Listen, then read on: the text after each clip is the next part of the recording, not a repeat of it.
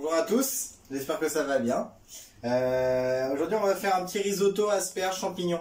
Voilà, tout simplement. Donc pour ça, il va vous falloir déjà du riz. Donc le riz, c'est du riz à risotto. Donc la variété, c'est soit du riz arborio, soit du carnaroli. Donc c'est les deux plus grosses variétés de riz à risotto. C'est du riz qui est rond, qui est riche en amidon. Si vous avez du riz, mettre riz à dessert, etc. En général, c'est du arborio, donc ça marche.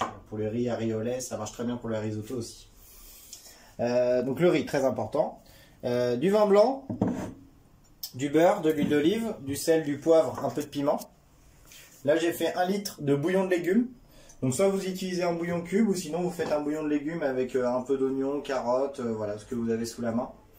Là, j'ai pris 2 asperges, une par personne, 6 champignons, un peu d'herbe. Donc là, j'ai pris du cerfeuil, mais vous pouvez mettre ce que vous voulez comme herbe. Enfin, ce que vous voulez. Coriandre, ça va pas être très très bon, mais genre ciboulette, persil, ça va très très bien.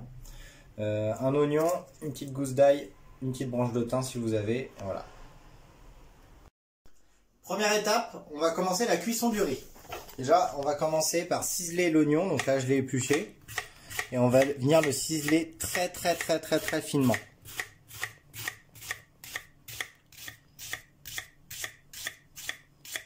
Hop, dans ce sens-là. Après 2 petits coups dans ce sens-là. Et maintenant, avec un gros couteau bien aiguisé. Ok. Très fin. Je vais commencer très fin. Là, je suis venu mettre un peu de beurre et un peu d'huile d'olive dans une poêle. N'importe quoi. Dans une casserole. Et là, je vais rajouter l'oignon. Avec un peu de sel. Et on va le faire suer tout gentiment pendant 3-4 minutes. Jusqu'à temps que ça devienne translucide.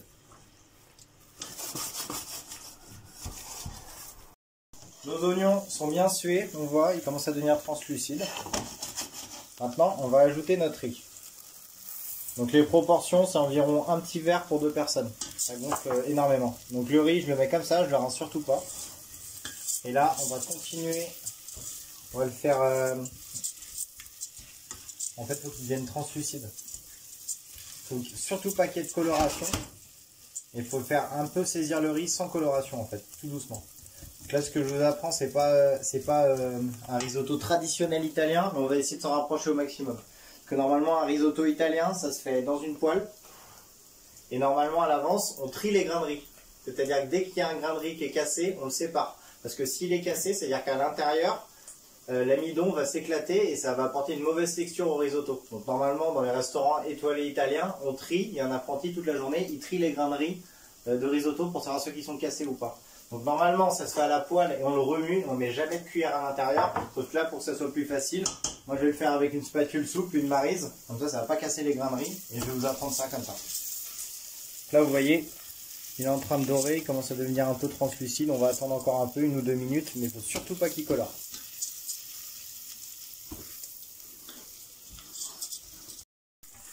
Le riz est devenu légèrement translucide et on voit il n'a pas du tout coloré, donc c'est parfait. Et là, on va l'étaler, on va le mettre à hauteur.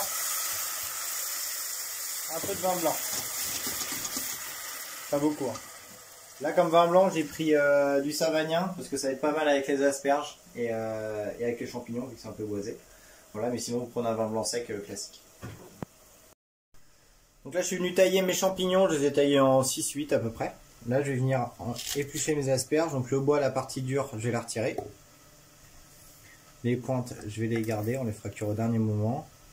Puis après, je vais le couper en 2 dans la longueur et l'émincer finement. Je n'enlève pas les petits picots parce que voilà, on a la maison. Voilà, et là on vient le tailler d'à peu près cette taille-là. Donc ça fait un peu moins d'1 centimètre. Hop là.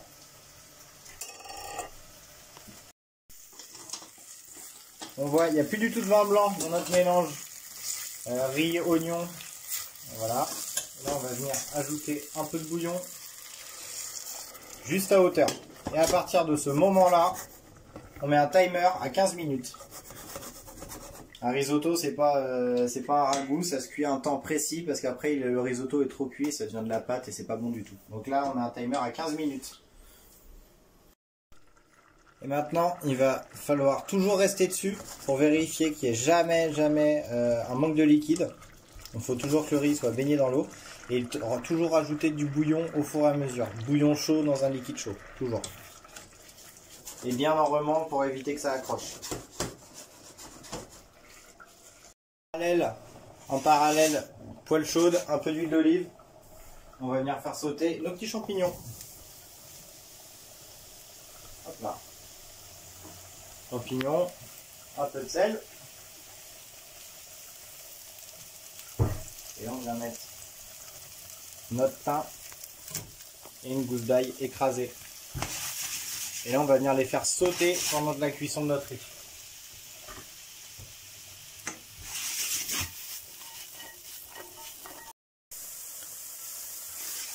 Les champignons sont cuits, moi je préfère quand ils sont un peu plus colorés, du coup je vais apporter un peu plus de coloration.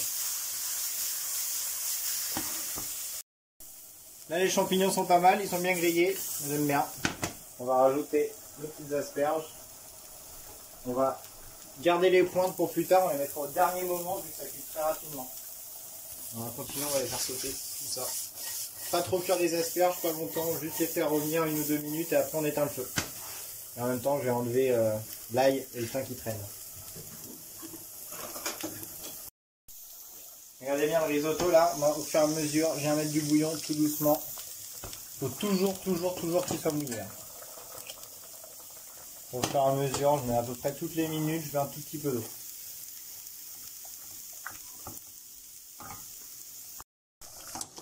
Ça va nous faire 15 minutes de cuisson, vous voyez.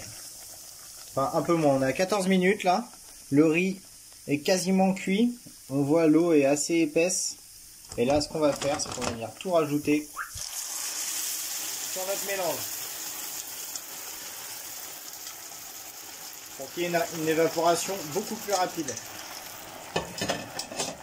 On vient rajouter le reste de notre bouillon parce que là pour moi je vois que c'est un peu épais. Vous voyez la texture que ça a maintenant. Donc c'est pas épais, hein, c'est quand même assez liquide. Hop, et là maintenant, moi je viens rajouter un peu de fromage dessus. Donc pecorino, parmesan, ce que vous avez. Si vous n'avez pas de fromage, c'est pas très grave.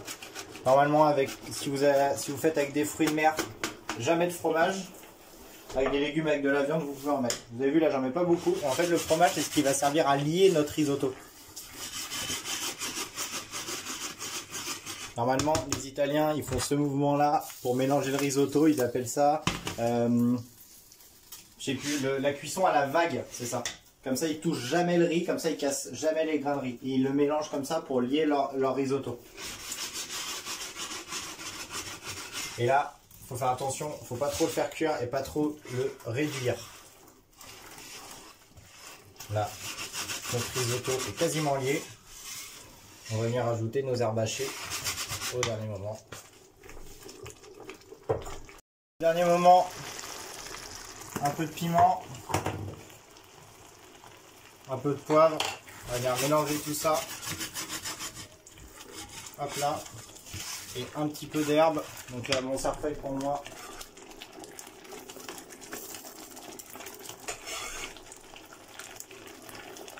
Hop là.